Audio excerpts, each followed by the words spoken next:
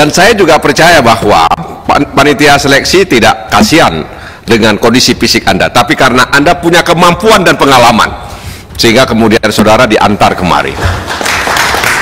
Kalau di dunia aktivis buruh dan petani, mohon maaf Bapak Ibu, Komisi 3, saya disebut anak setan, terutama di Jogja. Kemunculan isu anak setan di tahun 2005 itu karena saya berada di mana-mana, karena saya tidak hanya bergerak di dunia disabilitas, saya juga bergerak di dunia perburuhan. Bahkan saya pernah menjadi divisi advokasi di salah satu serikat buruh di Malang, dan alhamdulillah serikat buruh itu kita bangun bareng-bareng dengan almarhum Cak Munir waktu itu, dan sampai hari ini berdiri dengan kokoh, namanya Asosiasi Pekerja Sejahtera Malang, dan itu menjadi serikat pekerja nomor terbesar kedua setelah SPSI di Malang Raya. Terima kasih sudah klik video ini. Jangan lupa tekan tombol subscribe untuk bergabung. Dalam hitungan saya persilahkan kalian untuk tekan tombol subscribe. 10, 3, 2, 1. Saya ucapkan selamat bergabung dalam channel ini. Seperti apa yang sistem yang akan dibangun oleh Pak Hari ketika Bapak terpilih menjadi Komnas HAM? Jadi pada kesempatan ini pimpinan, meskipun momen ini bukan momen pengambilan keputusan, namun dengan melihat semangat dan keterbatasan fisik Saudara Heri Kurniawan, saya Santoso mendukung yang bersangkutan untuk menjadi anggota komisioner HAM Komnas HAM 2022-2027. Terima kasih. Assalamualaikum warahmatullahi wabarakatuh. Saya ingin bertanya ke Pak Hari Kurniawan, ini Universitas Brawijaya Malang ya Pak. Ya. Apa yang Bapak ketahui dengan Komnas HAM, dan juga apa kewenangan Komnas HAM yang masih kurang dan perlu tambahan kewenangan lain agar dapat menjerat para pelaku HAM berat dan juga membantu disabilitas? Apakah calon mempunyai masukan ataupun solusi untuk permasalahan tersebut? Demikian Ketua, terima kasih. Mas Hari, saya minta Mas Hari bisa menguatkan atau menyampaikan kepada kita semua agar kita semua yakin dan kemudian mendukung Mas Hari untuk nanti terpilih menjadi salah satu komisioner dalam Komnas HAM. Terima kasih. Dan saya juga percaya bahwa panitia seleksi tidak kasihan dengan kondisi fisik Anda, tapi karena Anda punya kemampuan dan pengalaman, sehingga kemudian saudara diantar kemari. Nah, karena itu Saudara Hari Kurniawan yang saya hormati, saya juga melihat ya, hari ini Komnas HAM juga mengalami disabilitas, ya, ketidakmampuan untuk melakukan sesuatu, ya. Ketidakmampuan artinya mereka sudah melakukan, tapi mereka mengalami ketidakmampuan. Jadi sebenarnya bahwa Komnas HAM hari ini, disadari atau tidak, juga mengalami disabilitas, ya, ketidakmampuan melakukan sesuatu yang seharusnya mereka bisa lakukan. Bisa jadi karena ada faktor-faktor X sehingga kemudian mereka tidak mampu melakukan itu. Nah, karenanya mudah-mudahan kehadiran saudara nanti menjadi salah seorang komisioner Komnas HAM, ya, itu bisa, ya, pertama, ya, diharapkan bisa menjadi penyalur aspirasi para penyandang disabilitas.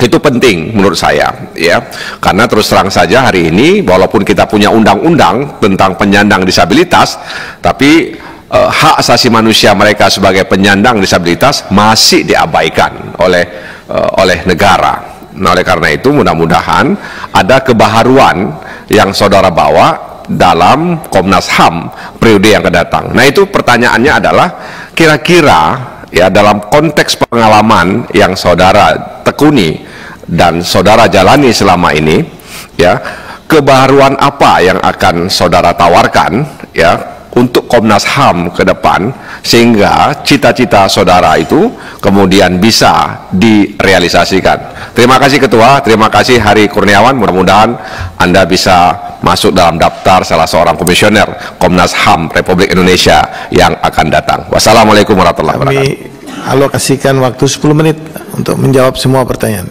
Silakan Pak. Baik, terima kasih atas pertanyaannya. Saya akan mencoba menjawab. Saya ini kan adalah bagian dari masyarakat Indonesia, sehingga saya punya hak untuk mengikuti seleksi, dan saya sangat bersyukur bisa lolos sejauh ini, karena tidak pernah menyangka bahwa saya bisa lolos ke 14 besar. Apalagi saat ini saya berada di hadapan Bapak Ibu seluruh anggota Dewan yang merupakan penyambung lidah rakyat yang ingin mencari calon sosok pimpinan Komnas HAM yang berintegritas. Maka saya apabila menjadi komisioner Komnas HAM nantinya, saya akan berani bersuara apapun itu. Saya sudah memperhitungkan resikonya, karena setiap pekerjaan yang kita lakukan adalah beresiko.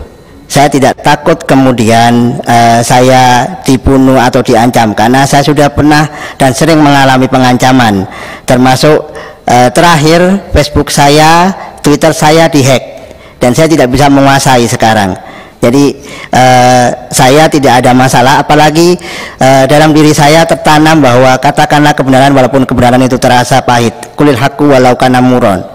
Jadi itu yang saya pegang sampai kapanpun. Dan kemudian apalagi ketika saya belajar silat, saya pemegang sabuk biru Melati 1 Tapak Suci Putra Muhammadiyah. Di situ telah digariskan bahwa di ikrar ada kata-kata, dengan iman dan akhlak saya menjadi kuat, dan tanpa iman dan akhlak saya menjadi lemah. La haula wala quwata illa billahil aliyil azim. Jadi hidup saya sepenuhnya sudah saya pasrahkan kepada Allah Subhanahu wa taala. Kemudian untuk menjawab bagaimana kemudian sistem rujukan yang akan saya tampilkan nantinya ketika saya menjadi Komnas HAM, nanti ketika ada persoalan-persoalan HAM yang kemudian menyangkut disabilitas, tidak hanya disabilitas tapi kelompok-kelompok rentan di daerah, itu kemudian kita bisa bekerja sama dan mengoptimalkan peran perwakilan Komnas HAM di daerah. Dan kerjasama itu dengan NHRI yang lainnya termasuk Komnas Perempuan untuk melakukan, dan Komnas Disabilitas dan LPSK untuk kemudian melakukan profil asesmen terlebih dahulu. Si korban ini kebutuhannya apa?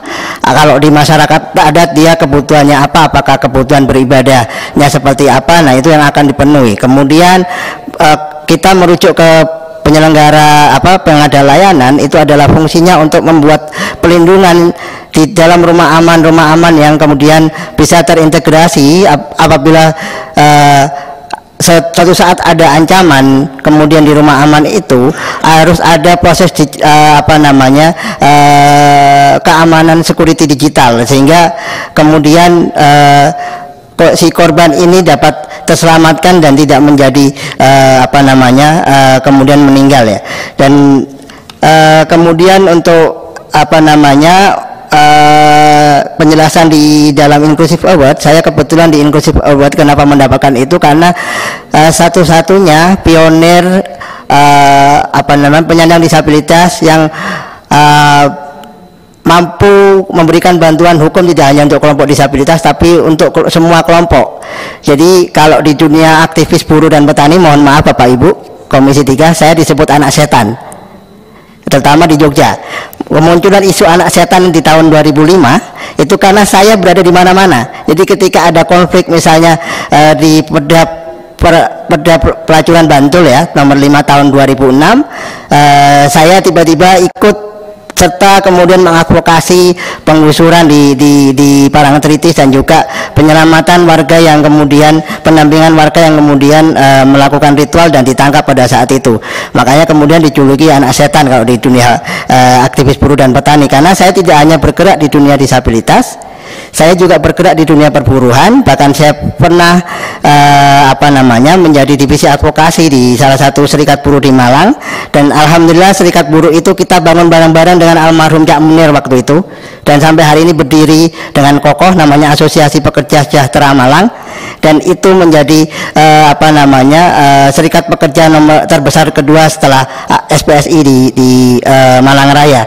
Jadi saya tidak hanya dikenal sebagai aktivis disabilitas, tapi saya ada di banyak kegiatan, termasuk kemudian di perburuan dan di konflik-konflik yang lainnya. Nah, kemudian di dalam advokasi ASEAN Enabling Master Plan, saya ini memang melakukan advokasi karena saya terlibat dalam perumusan ASEAN Enabling Master Plan on the Rights of Person with Disability di tahun 2018. Pada saat itu diundang ICARE sebagai salah satu pembicara untuk bercerita bagaimana praktek baik tentang bantuan hukum yang akses bagi penyandang disabilitas. Kemudian di tahun 2019 saya diundang lagi untuk kemudian terlibat dalam rapat-rapat yang ada di ICARE itu, dan kemudian ada sampai kemudian adanya pengesahan di tanggal 3 Desember tahun 2019 tentang ASEAN Enabling Master Plan on the Rights of Person with Disability, yang mana bahwa ASEAN akan menjadi komunitas inklusif di tahun 2025. Kemudian saya melakukan advokasi ini untuk memainstreamingkan di semua kementerian waktu itu, dan responnya sangat baik, terutama Kementerian Luar Negeri. Bahkan Kementerian Luar Negeri ketika berkeliling ke daerah-daerah misalnya di Sulawesi, mereka selalu mengagungkan tentang ASEAN Enabling Master Plan dan bagaimana kemudian memainstreamingkan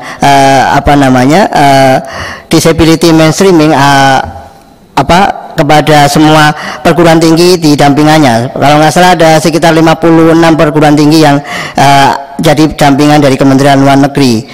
Kemudian terkait persoalan HAM berat, saya sepakat bahwa memang harus diselesaikan persoalan HAM berat ya, masa lalu karena memang ini ada beberapa yang sudah diatasi, tapi ada beberapa yang belum, misalnya seperti itu. Nah, saya melihat di situ memang ada langkah non judicial di dalam Kepres 17 tahun 2022 yang di pasal 3-nya jelas di situ dikatakan bahwa tugas dan fungsi panitia itu adalah selain kemudian melakukan penyelesaian non judicial kasus pelanggaran HAM berat di masa lalu, dan kemudian melakukan pemulihan terhadap korban, baik itu pemulihan secara fisik, kemudian rehabilitasi sosial, bahkan sampai asuransi kesehatan sekalipun di pasal 4-nya ya. Dan kemudian di selanjutnya juga kemudian juga melakukan pencegahan agar tidak terjadi pelanggaran HAM berat di masa lalu. Namun saya lihat materi-materi Komnas HAM selama ini masih kurang aksesibel bagi teman-teman disabilitas. Misalnya ketika berhadapan dengan teman-teman disabilitas intelektual, bagaimana kemudian teman-teman disabilitas intelektual memahami hak-haknya. Nah, itu perlu metode-metode tersendiri. Misalnya menggunakan komik, menggunakan diorama atau maket yang bisa dipahami oleh teman-teman disabilitas intelektual. Saya juga seorang trainer di dalam pengurangan risiko bencana, dan saya sering mengajarkan kepada teman-teman disabilitas waktu kurang 2 menit ya. Ya, disabilitas intelektual agar memahami bagaimana ketika terjadi gempa.